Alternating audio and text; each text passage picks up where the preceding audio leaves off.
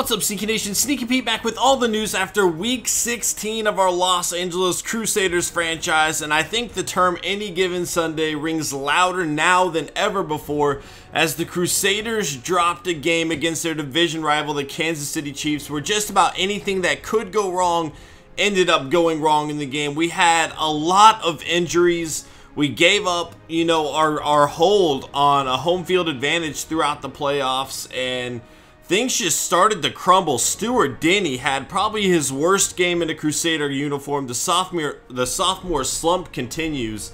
Not looking good at all. Like, passes were all over the place. I know a lot of people blame me for a lot of those interceptions throughout the season, and quite a few of them are. But we saw a lot in recent weeks where the throws are just behind the receiver or too far ahead of the receiver to where the receiver doesn't even have a chance to get the ball, even if there wasn't a defender there. Like, they've been bad throws lately, and it has me very worried as we are coming up towards the playoffs here. Obviously we still have a hold on our division.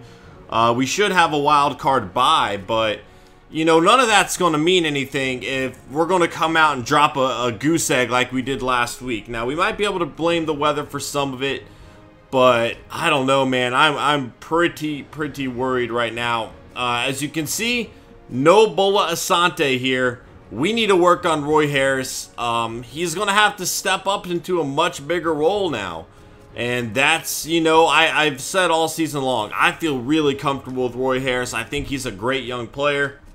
But he hasn't been on the field a whole lot. We've been relying on the other rookie, Bola Asante, who's been doing really well for us. This injury could be bad depending on how long it is.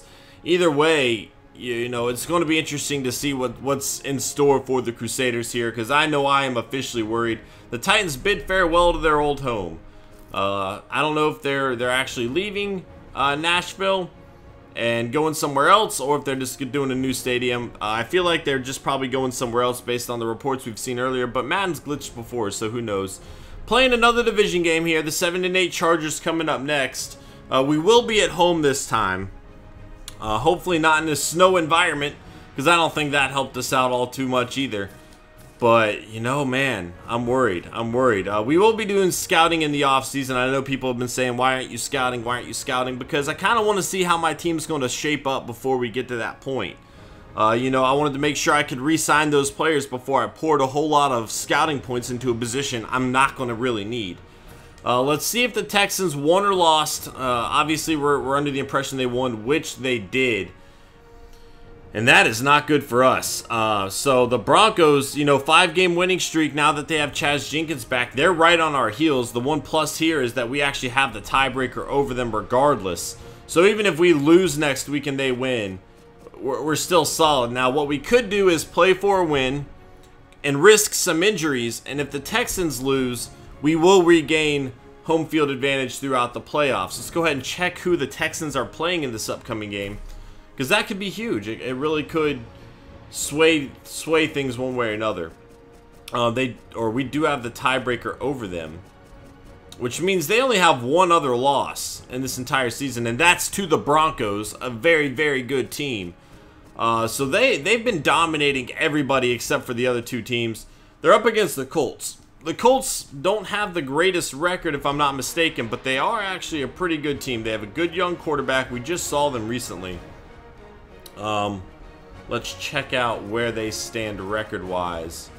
And it's safe to say I don't think we're going to be able to rely on them to beat the Texans, unfortunately. That's another division game, though. Any given Sunday also applies to them. But we're going to need some help. Injury report. Let's check it out. And this is worst case scenario right now. Keegan Gibson and Bola Asante, two huge players for our defense, will be out for the rest of the season. And that is just terrible news if you are a Crusader fan. It's definitely going to hurt our run game as well as putting pressure on the quarterback. Both of those guys are really good at doing that. And, our defense is going to take a huge blow with the loss of these two players, and that's not just for the regular season. We're without them against some of the best teams in the NFL come postseason time. That is not good. One thing I do want to change, and people might yell at me, I don't care. I don't have fun in this game throwing 4 interceptions a game, throwing 3 interceptions a game, so on and so forth. It's pretty much a nightmare for me. We have a 99 overall quarterback, and he can't throw the ball straight to save his life. So we do need to improve this just a little bit here. And, you know, we'll even move pass blocking down to change that, make it a little bit more difficult. We'll even move run blocking down. I don't care. I don't care. I do want to make it more difficult in other areas. And I want to make it easier in some areas. I want to balance it out. But I am not cool with what Stuart Denny's been doing lately. It just doesn't make sense. You know, obviously you have to factor the poor reads in, but there are so many attempts in a lot of games that we've played where he just throws the ball nowhere near a player. And, you know, as a 99 overall quarterback, that's not something we should be expecting, I don't think. I will make the running game harder. You know, we still seem to excel there. We did struggle a little bit last week, but I think we're still pretty solid. And, you know, we're going to try to even it out that way. But, honestly, I don't enjoy playing this game when I don't even feel comfortable throwing the ball. Like, I get a pit in my stomach every time I have to throw the ball. And I just want to run it the entire game, but obviously I can't do that. So we do need to find our safety zone. I've never struggled with sliders like I have through this Madden, man. I'm telling you, like, I don't know what's going on. I hope Madden 16 is a little bit better in that regard. But the sliders have just been a nightmare for me throughout this entire process. We'll check the weekly awards here. Another 4 interception game from Denny, man. That's so frustrating. Trahan, 33 of 41, 335 yards, 3 touchdowns, 1 interception. Jonathan Cyprian, 5 tackles, 2 interceptions, and a touchdown for him. Freeman with 17 tackles for the Titans.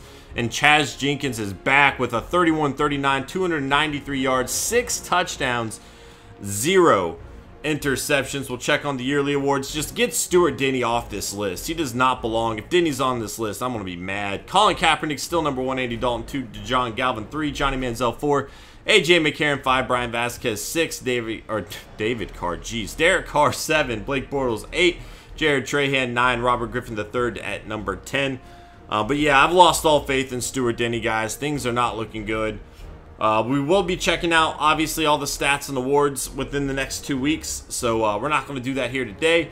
And that is going to be it for this episode, guys. Thank you so much for watching. If you did, please hit that like button. It helps me out a lot. And I will see you guys in Week 17 as the Crusaders take on the San Diego Chargers. Later.